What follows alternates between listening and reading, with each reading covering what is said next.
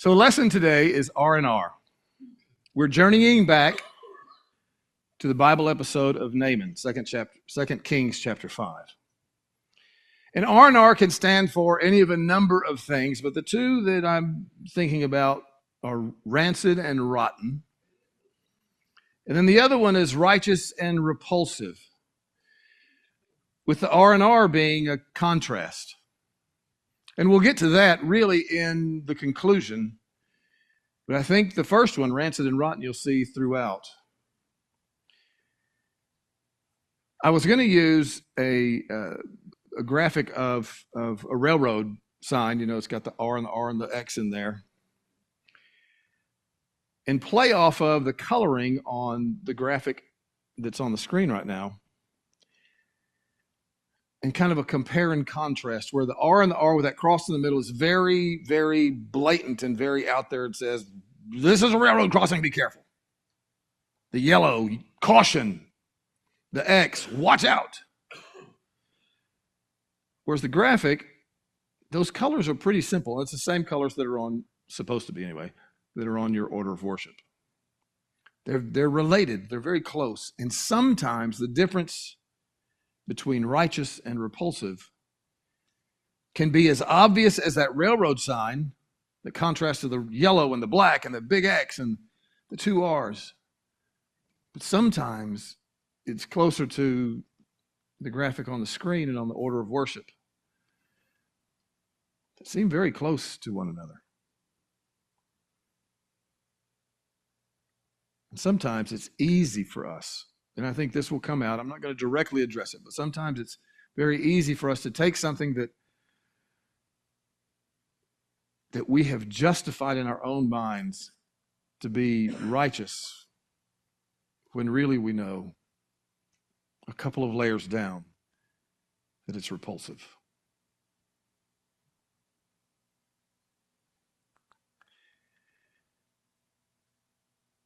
Well, in that term, righteous and repulsive, I've got righteous on the left, repulsive on the right. And I thought through, should it be repulsive and righteous or righteous and repulsive? And I decided to leave righteous on the left because of the judgment scene in Matthew. You remember what it says? The sheep are where? On which side? On the right. The goats are on the left. So why did I put righteous on the left? Who's left?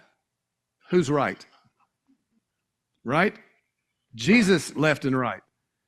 So, and I say this very cautiously, if at the judgment scene, if we're reenacting it and I'm Jesus, on my left is your right. On my right, yes, and on my right is your, see, Jesus is going to keep it straight. I can't. So anyway, that was just a little play. Yeah, so instead of down side up, it's left side right. All of that just to get to that one statement. Oh, I apologize. Okay. Anywho, as I was preparing for today, looking back over our text, looking back over this incredible Bible episode of Elisha and Naaman, I was reminded of a Danny episode from when I was just a wee tot. And when I say wee tot, I mean probably 9 or 10. Every summer, since I was probably about 6 or 7, I would spend a week with my cousin Carlos in Irving, Texas, where he lived at the time. And then as he got to be, I think, 16 or so, they moved to Allen, Texas. And so that's where we would go. But I would go and visit my cousin Carlos every summer for a week. And we would have a tremendous amount of fun. Had a lot of kids on the block that he lived on. We would play football all the time. We'd go shoot model rockets all the time. We just had a blast. Well, one day, we were playing football with wooden matches. You know how you do that, right? The big ones that have the, that strike on anything rough. We would stick them on the cement and kick them at the bottom, and if you did it just right, they would light. And then we were also playing, well, in church terms, it would be light the fire. Light the fire. But it was fire books is what we called it. You remember the fold over matchbooks? If you who could strike the match the fastest and get the rest of it to burn all at the same time. Yeah, yeah. Well, we got caught by Carlos's mom, my tia Olga. She's a former teacher, and as punishment, she made us write 200 sentences, something along the lines of, "I will not play with fire or matches anymore." And she told us she would grade us on our sentences, and if we didn't score at least a B, we would have to write them over. Well, we wrote the sentences as quickly as we dared because we desperately wanted to finish because we were already hearing the rest of the kids on the block playing football outside, and we were the only ones that weren't out there. We finally got done. Tia Olga graded the papers, and she looked over mine, all 8 or 9 or 10 pages. I can't remember how much. I just was amazed at how much it took to write 200 sentences. And she said, a couple of times as she's going through it. She'd tilt her head and say, And then she said, "You wrote a letter to your parents the other day, and your writing was much clearer than this." Oh, no. She said, "I'm going to give you a B." Well, I was both relieved and a little miffed because in comparison to Carlos's, mine should have been an A+ check, happy face. His was just a mess. But I didn't say anything because I wanted to get outside. So she picked up Carlos's myriad of pages, and after no more than about 5 seconds, she plopped the pages down, and she proclaimed, while giving Carlos the angry side eye, "G." G? What's a G? She said, "It's after F." Carlos had to write 200 more sentences while I went out and played football.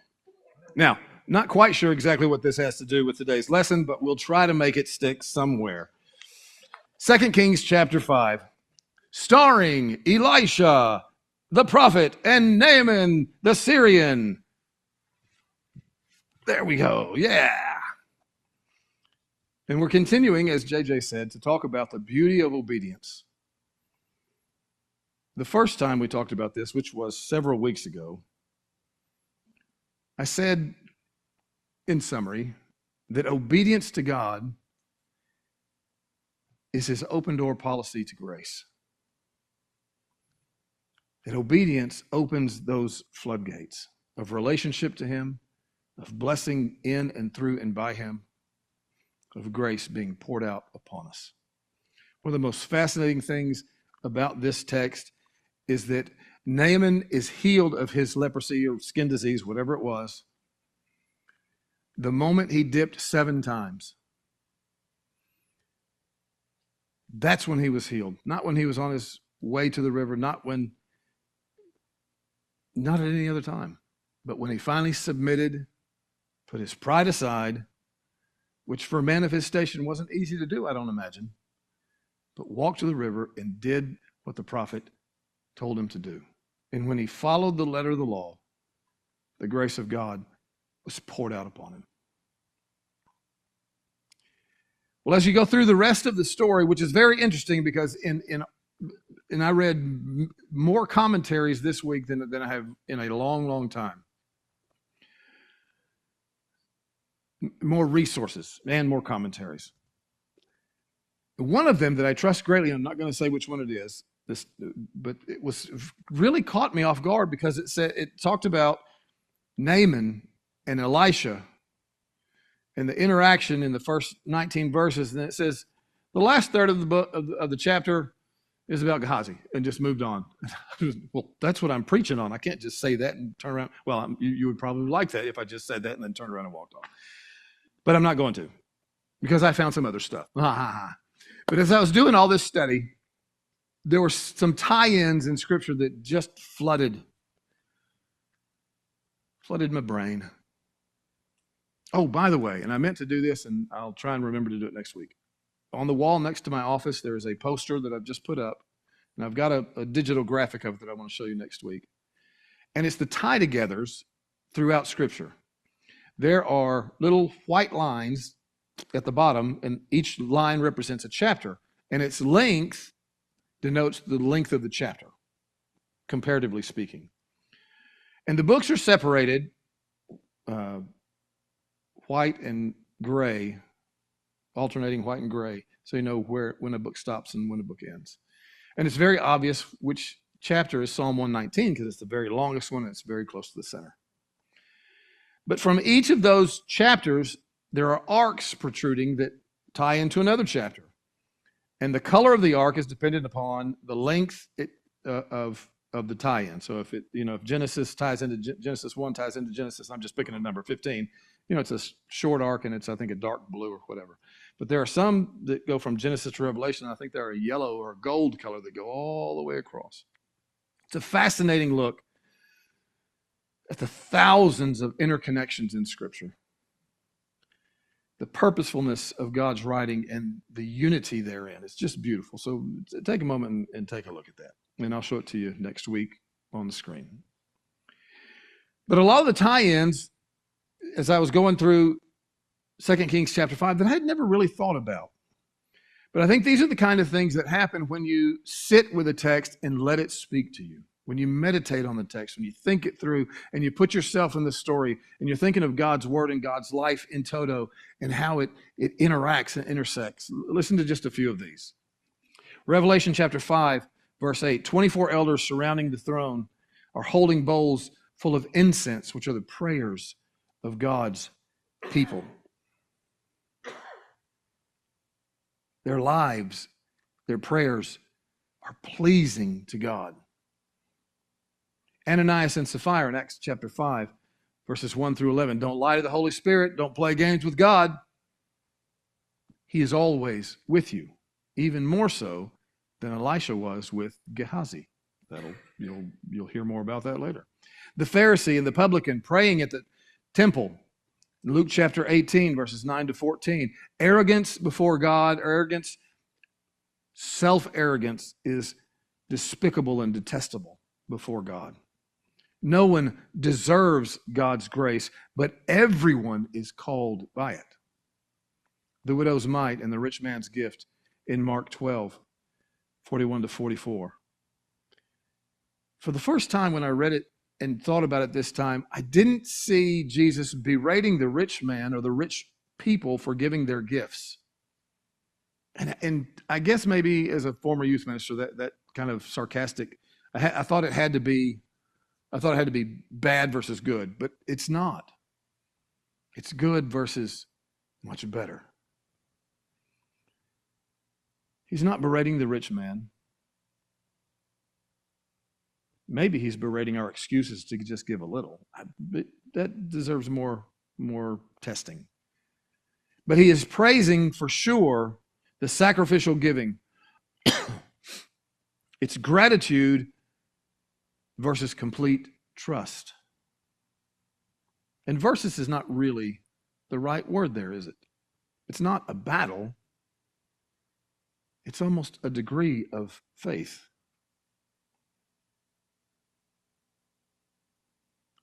Gehazi's hunger and passion and trust wasn't to give, it was to receive, it was to take, it was to leverage Elisha's name in vain for his own profit. The rabbi and the Levite in the Good Samaritan parable in Luke chapter 10, verses 25 to 37. Outward holiness does not equate to inner holiness. Outward status does not convey anything special, and certainly not a level of trust. In James chapter 2, favoritism towards the rich is strictly forbidden. In Exodus chapter 20, in the telling of the Ten Commandments, commandment number 3, you shall not misuse the name of Yahweh. Gehazi leveraged Elisha's name in vain for his own profit. In verse 17 of that same chapter, it says, you shall not covet. Gehazi couldn't stand to see rich Naaman right away. And then Jonah chapter 4. Jonah's racism towards the Ninevites is reflected in Gehazi and his racism towards Syrians, towards Naaman. All right, let's work through the text very quickly. 2 Kings chapter 5. We're going to do a quick recap of verses 1 through 19, and then we're going to dig in to 20 to 27. Now, I said earlier that 2 Kings is starring Elisha the prophet and Naaman the Syrian, but there are a couple of other very important characters that are introduced, and they are Gehazi, Elisha's servant, and the Israelite slave girl who's not given a name, who has been kidnapped and is now serving Naaman's wife. Keep those in mind. So, remembering the story,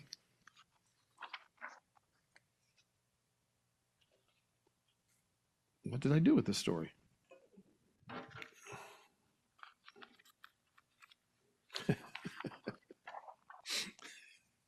DVD. Okay. Naaman is a commander in the enemy king of Syria, Aram's army. He gets a skin disease. Scripture says, it's interpreted from the Hebrew as leprosy, but everywhere, every comment says that it may have been leprosy, but it was probably another kind of skin disease. They just didn't have the number of words we have to describe different conditions.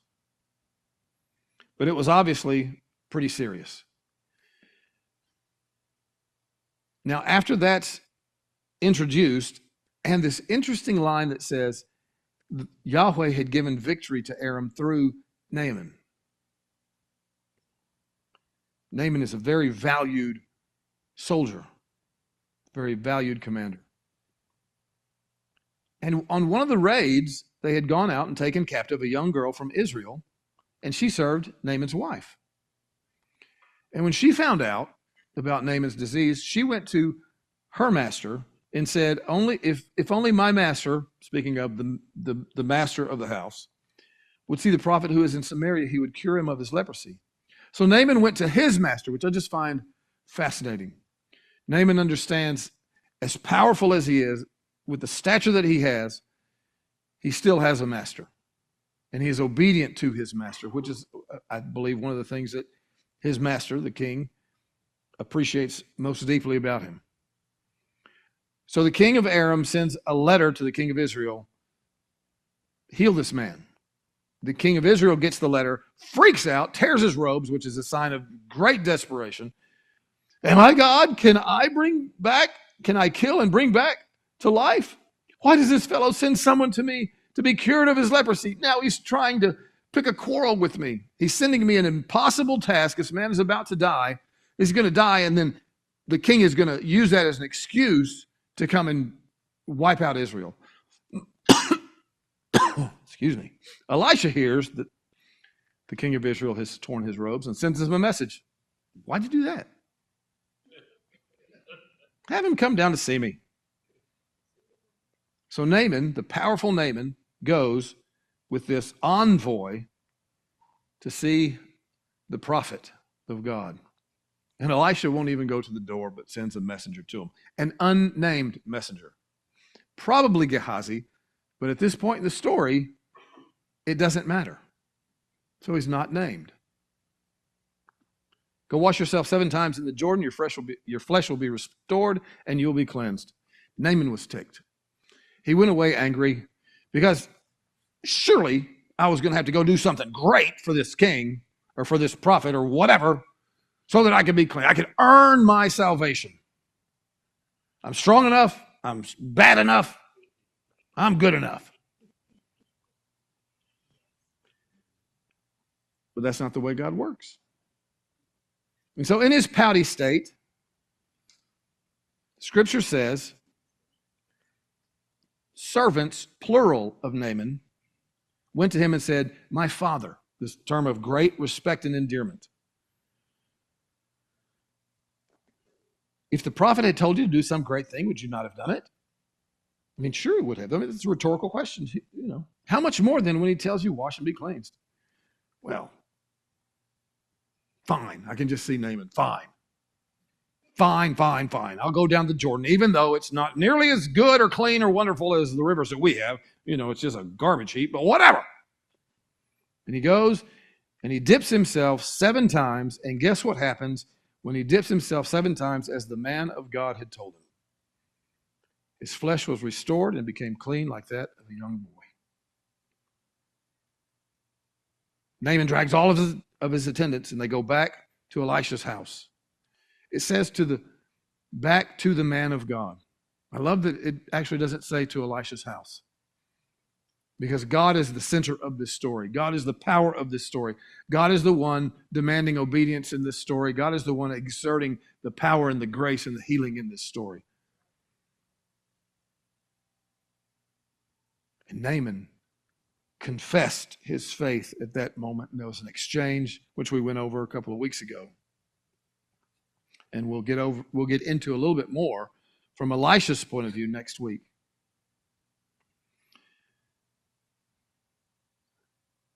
Naaman makes one final request, and we'll get into that again next week too.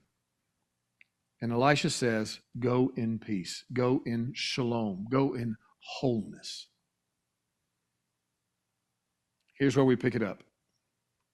After Naaman had traveled some distance, we're in verse 20 now, Gehazi, first time he's named, the servant of Elisha, the man of God, said to himself, my master was too easy on Naaman, this Aramean, by not accepting from him what he brought. As surely as the Lord lives, I will run after him and get something from him. So Gehazi hurried after Naaman, and when Naaman saw him running towards him, he got down from his chariot to meet him. Is everything all right? Naaman asks. Everything is all right, Gehazi says. My master sent me to say to you that 2 young men from the company of prophets have just come to me from the hill country of Ephraim. Please give them a talent of silver and 2 sets of clothing, which was offered before. By all means, Naaman says. Take the 2 talents. And he urged Gehazi to accept them, and tied up 2 talents of silver in 2 bags, weighing quite a bit, with 2 sets of clothing. And he gave them to 2 of his servants, and they carried them ahead of Gehazi. When Gehazi came to the hill before the home, the complex, he took the things from the servants and put them away in the house. He sent the men away, and they left. When he went in and stood before his master, Elisha asked him, where have you been, Gehazi? Now, for the first time in all of my study, and it really just happened this morning, I heard echoes of Genesis chapter 1. You know what I'm talking about. When God calls out in the garden after Adam and Eve have tasted the forbidden fruit, the Lord God called to the man, where are you? And he answered, verse 10 of chapter 3, I heard you in the garden, and I was afraid because I was naked and hid. Who told you you were naked? Have you eaten, have you disobeyed from the fruit of the tree that I commanded you not to eat from?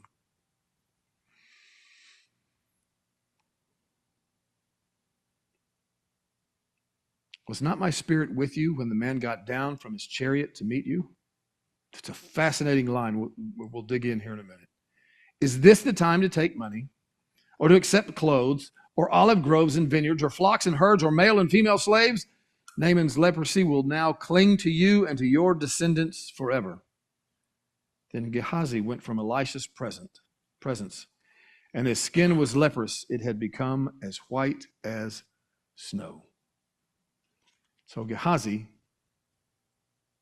got Naaman's leprosy.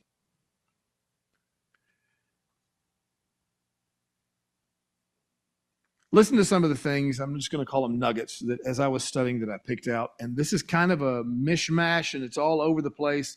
So if you've got your scriptures, stay open to them, and I'll give you the verses that they're compared to.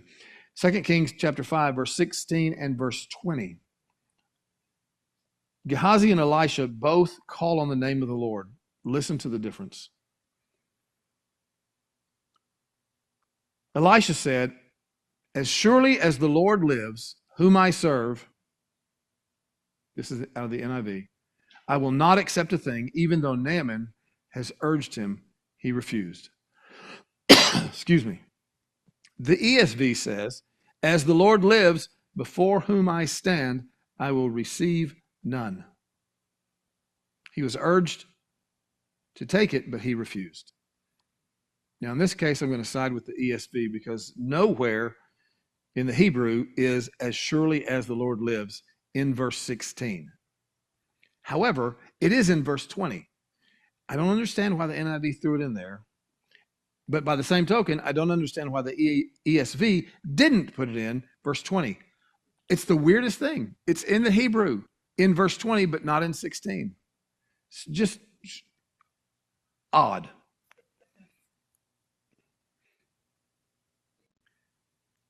But Elisha literally says, as the Lord lives before whom I stand.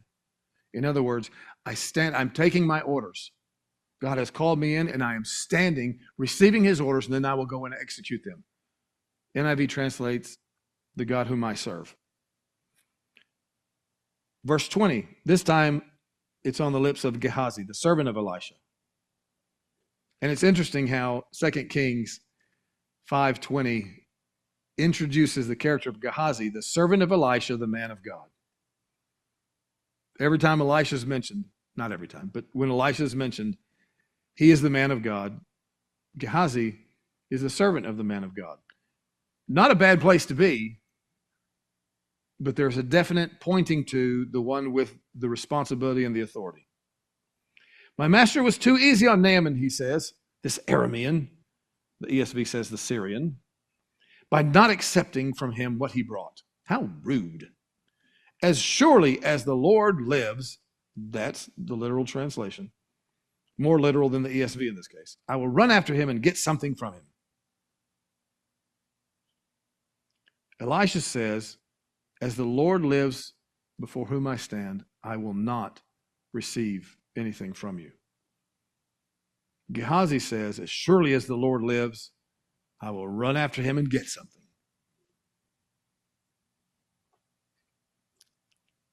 Really? Really? Your boss, the man of God, the one God has chosen and given a double portion of Elijah's spirit to, has said, as the Lord lives, which is a very strong statement of commitment.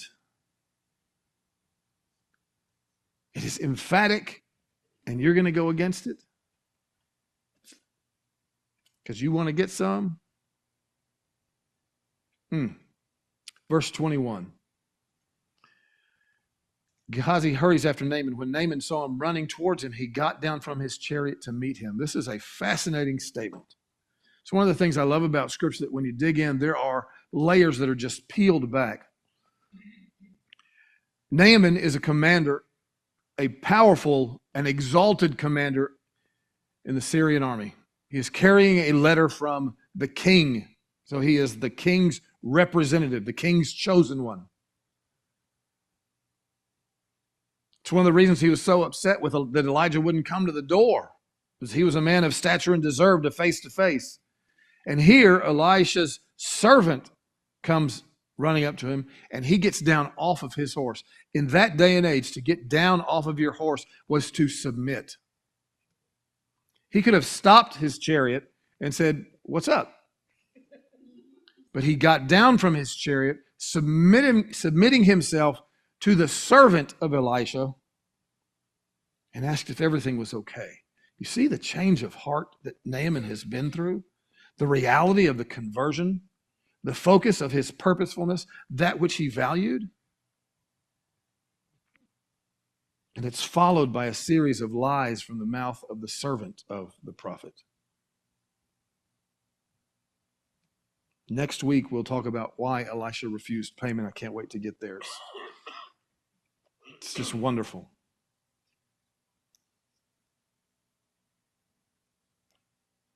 Why was it so easy for Gehazi to lie to Naaman? That's what verse 20 is all about. Actually, verse 19 or verse 18. My master was too easy on Naaman, this Aramean, NIV, this Syrian, ESV. Much like Jonah's anger towards God for allowing the city of Nineveh, the sworn enemy of Israel, to receive God's grace, to be allowed to repent. Gehazi is convinced that he deserves this great wealth more than this Syrian, more than this outsider. And it's easy for us to throw stones, but we have to be very careful that we're not doing the same thing. That we're not making judgments about who can receive God's grace, who deserves to receive God's grace, who deserves to hear about God. Oh, they'll never follow God. I'm not going to waste my time talking to them about Jesus. That's not our place. God decides where mercy lands, where mercy leads. Jesus in Luke chapter 4, verse 27. After saying that no prophet is accepted in his hometown, part of that conversation, he says, it ends with, and there were many in Israel with leprosy in the time of Elisha the prophet, yet not one of them was cleansed, only Naaman the Syrian. As I shared with you when we talked about Naaman's conversion, sometimes God uses the non-blood children, the foreigners, the Gentiles, the outsiders, to make the grandest and the greatest of statements of faith. Naaman is one of them. God doesn't heal all diseases, but when he healed Naaman, there was great change. Gehazi invokes the name of Elisha in verse 22. Everything is all right. My master sent me to say. And then lie. In the Hebrew, that word is leb. ESV translated as heart, NIV as spirit, and the answer of which is right is yes. Leb is the richest biblical term for inner being in the Old Testament. It is the totality of a person's essence. Now, I got ahead of myself because leb doesn't come out until verse 26. My master sent me, Gehazi says. Elisha, when Gehazi comes back, says, was not my spirit with you when the man got down from his chariot to meet you? Yeah. Gehazi invokes the name of Elisha, and Elisha's spirit, Elisha's essence is there.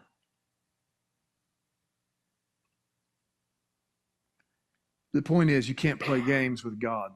You can't play games with his chosen ones. And I'm not even really talking about outsiders, because really we should expect that. Of course, outsiders aren't going to agree with us. Of course, they're going to try to make us look like fools, because if they admit that we're right, that means they've got to change in great ways. And I only say this in this room. I would never say that to an outsider unless I knew them very well and I was calling them on the carpet for something that they had said, but again, in a very intimate context.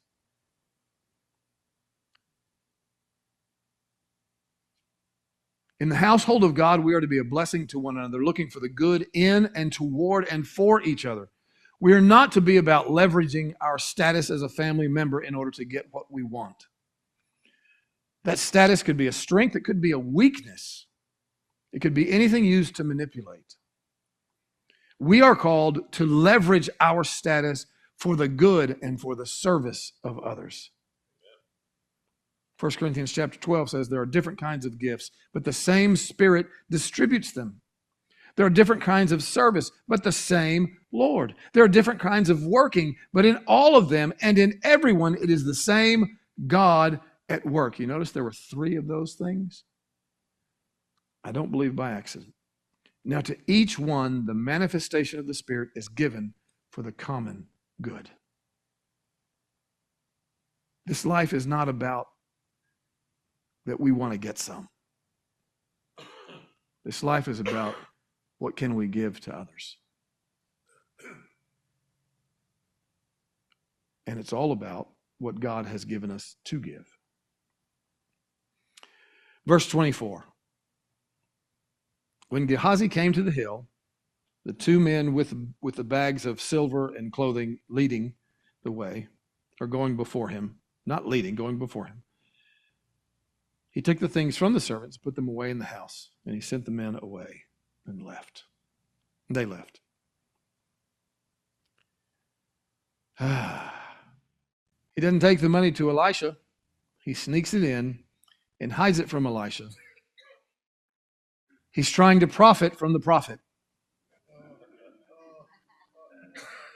Oh, you think that's good? Wait till you hear this one.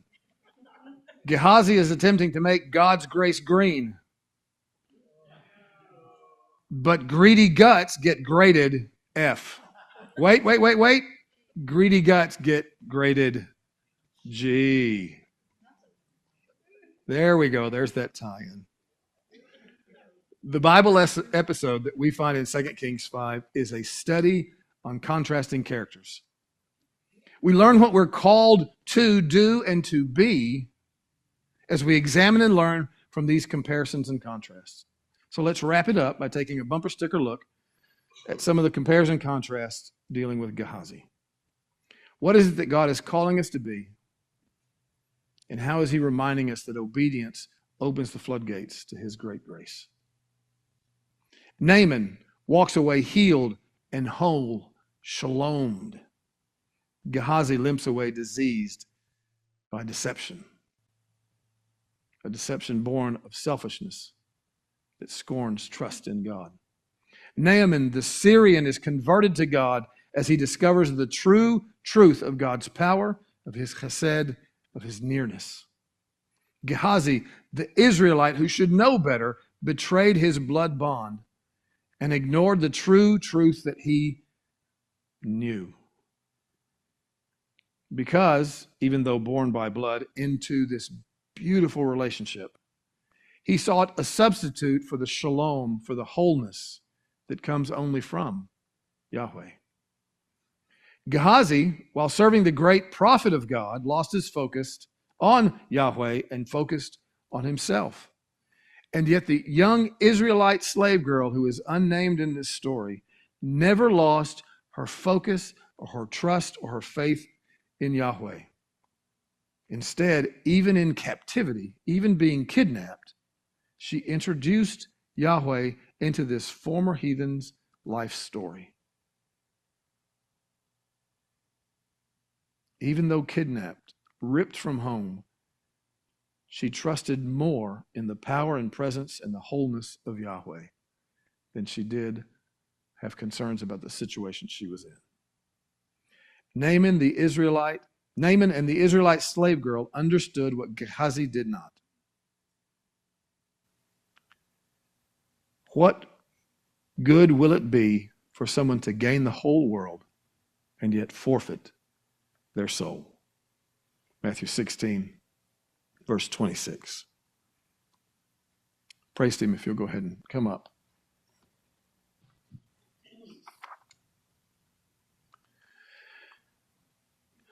Selected Psalm 23 as our song of encouragement because that first line summarizes what Gehazi had forgotten or had lost or had given up, and what Naaman had discovered, and what Elisha knew, and what the slave girl, the Israelite slave girl, knew. The Lord is our shepherd. We are full and have need of nothing else. Amen. Let's sing.